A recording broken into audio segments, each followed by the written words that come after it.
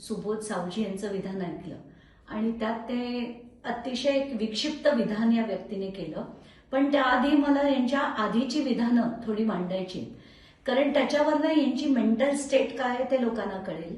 पहिलं त्यांनी विधान केलं होतं जेव्हा सरन्यायाधीश भूषण गवई यांच्यावर एक बूट फेकून जेव्हा हल्ला झाला होता, तेव्हा ते म्हणाले होते त्या माणसाचं मर्डर झालं पाहिजे. यांनी संभाजी भिडे यांच्यावर देखील असंच विधान केलं होतं की यांना त्यांचं मर्डर झालं पाहिजे, आणि हे विधान त्यांनी गृहमंत्र्यांकडे पाठवलं होतं.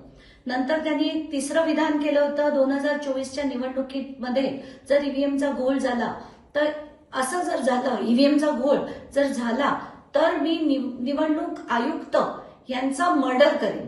म्हणजे असं बोलणारा जर व्यक्ती असेल तर याच्यावर काय बोलायचं, माध्यमांनी कृपया याला आता कव्हर करणं बंद करा.